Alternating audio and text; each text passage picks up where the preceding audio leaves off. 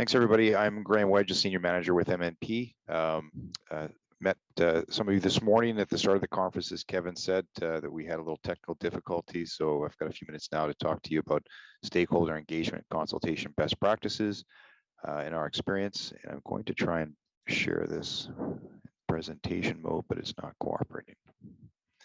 Okay, that's okay. We will run this the old-fashioned way here. So what I'm going to talk about today is just give you a little feedback, a little background about MNP and our advisory services that we do.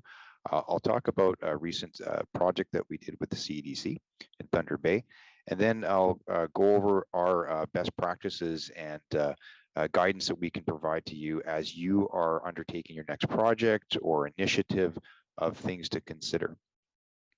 About MNP, so we are the fifth largest services firm in Canada. We offer a wide variety of services to both private and public sector clients. We have over 1,000 mining clients, so we know the industry, we're in the industry, and so we offer very tailored, specific solutions for our clients. We don't have a one-size-fits-all approach. In the advisory services, this is not cooperating with me here. Let's see if this works. So in our advisory services, we do both the pre-production type services, our engagement and consultation with stakeholders, study phase support, asset planning, support during the construction phase, and then also in operations, performance improvement, strat planning, or business transformation, organizational design, and then a lot of digital. We do support. We have a very strong digital consulting arm. And I also lead the M&A integration management practice in Canada as well. So very diversified group. So the Thunder Bay CEDC project was a successful project that we did recently. It was a mining readiness strategy project. And essentially we had to consult with the 6 operating mines and 15 advanced exploration projects to really understand what does the industry need that the CEDC could do to support them, and then also listen to all the stakeholders, the various associations, business groups, education, facilities, and that so that we could find the strategic actions which the CEDC could take to on these 6 main areas of business development, workforce training, economic impact, what the impact would be in the study, R&D, and then what are the gaps and barriers to exploration and mining in Northwest Ontario. So how do we do this? We listened to what the industry had to say. We had of the 6 different scope areas, we had over 40, actually 46 to be exact, different industry stakeholders that we consulted with in a tight schedule, about 3.5 months. So in order to make sure that we kept on track, we had to keep a very tight scope. We had to make sure that everything was articulated. We had a clearly a detailed engagement plan, management plan to talk with stakeholders. And we worked with the CEDC to progressively develop the recommendations as we listened and heard from stakeholders. So it was a success. Many of you may have participated and were stakeholders in the process. And many of you have read the report. But the CEDC now it's published on their website. A great catchphrase, to join the boom. Catchphrase is awesome. And if you'd like that report, that's on the go-to-thunderbay.ca website, and it's in English, French, and Ojibwe. If you'd like a little bit more in-depth watch of and listening to the CEDC and myself talk about the project, I did have the pleasure to interview them at the Canadian Securities Exchange pre-DAC panel earlier this year, so that's on YouTube. So anyway, that's just to give you a little example of how stakeholder management, good stakeholder management plan can help achieve your objectives in your project or initiative. So what are our best practices? So I'll quickly go over this here and provide you some points to remember before you undertake your next project. So it's basically excuse me, I'm just going to change there. Basically, stakeholder management is is basically implementing a plan or program that you maintain positive relationships with those stakeholders throughout the life of the project to make sure that the objectives are met and your risks are minimized. So that's essentially stakeholder management. For those of you who are familiar with PMI or IAPA2, this is the basic definition.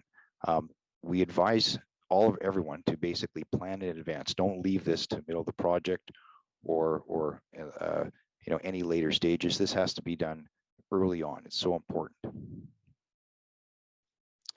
MMP's methodologies are based on IAP2, which is the International Association for Public Participation. I've got the spectrum here, and basically you can see that it has to be a fundamentally meaningful consultation, meaningful involvement, and an increasing with those stakeholders that have a higher degree of impact or the outcome of the decision. So this is it's an internationally recognized methodology that all of our practices are based upon. So what are the guiding principles? So any credible stakeholder engagement plan has to include those who would be affected by the decision, and they need to be informed about, and have meaningful participation.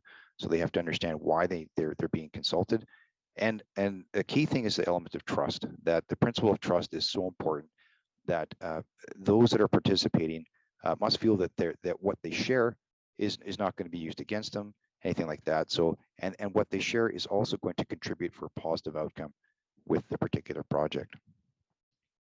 So what are the key elements? So if I take the methodologies and some of the international principles and so forth, so what are the key elements? There's 6 key elements of any good stakeholder management engagement plan. So number 1, identify the stakeholders. 2, select the level of participation. Provide the stakeholders in advance the information that they need to participate meaningfully. It's very important. You undertake the activities, clarify responses, collaborate potentially. You may have to go back to stakeholders to if there's more clarifications. And then in the end, making sure that participants understand how their input was used. So key elements of any good plan. So when would you involve stakeholders? And often we think of like new capital projects and so forth, large development projects, but there's a number of different projects or different initiatives that you may have, internal and external. You might have some process or business improvement, projects. You might be looking to go through an acquisition, buy a company, or develop your own. You may be increasing your production. So there's a number of different reasons why you would want to include the various stakeholders. And it's important when you are undertaking any project to understand that there always is stakeholders. There always are stakeholders to be consulted. And who are the stakeholders? So this is really leading into that you've got your internal stakeholders and your external stakeholders. And it's key that any individual or group that are going to be affected by the outcome of the decision or changes, they are considered a stakeholder. So that's a pretty clear, concise definition, but you'll always have internal and external stakeholders for most projects. So why would you want to make sure that you involve all stakeholders? Well, in our experience, it's found that a stakeholder that's uninformed or not consulted is often an unwilling participant for any changes or operational redirects and so forth. So that's one of the main reasons that you want to make sure you consult all stakeholders. And also on the positive side is really that in my experience, I've had some great stakeholder conversations and interviews, and we have found really novel and progressive recommendations that stakeholders provide to us when we're going through our consultation processes. So it's not just a negative that you want someone that may not participate or cause friction or so forth later on, but you really do get some great ideas through a good stakeholder engagement consultation program. So and the last note I have here is that you just to make sure that you balance the level of consultation with the impact that they may have on the particular project and outcome. Okay, and finally I've got some 6 points here of basically when, what are the key or the 6 points here on how to manage stakeholder consultations. So I see Kevin's coming up, so he's gonna smile at me and say, Graeme, hurry up. So number one, avoid ambiguity. Make sure you're clear and concise. Connect the dots with a good stakeholder management. Make sure you have all the relationships mapped out. Don't delay.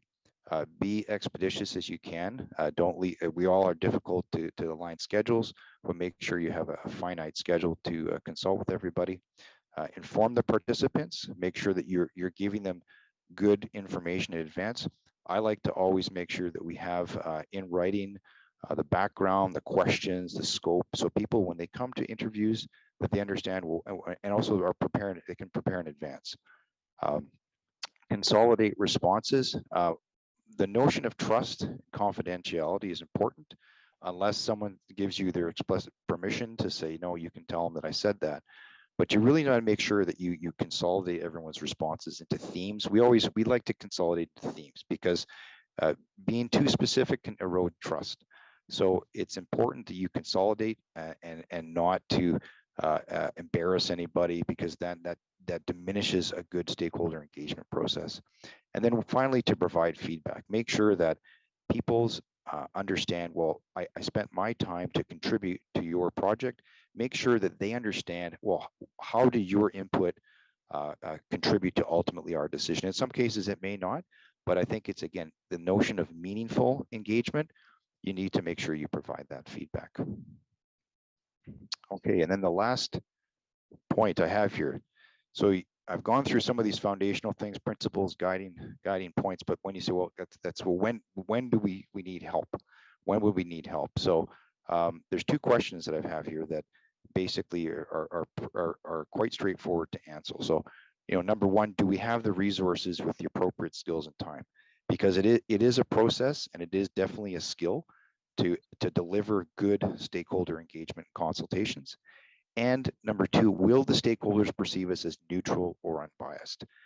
That is so important, because, again, a neutral party, we like to say as consultants, we are Switzerland, we're neutral. We are here to listen and to engage and to make sure that we provide the recommendations, best recommendations that have feedback and so forth from all participants and stakeholders.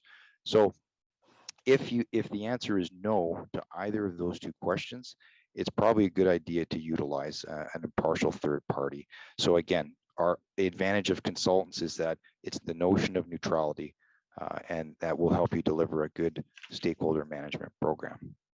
So with that, we have time for some questions. And I'll stop sharing so you don't see my entire screen here. So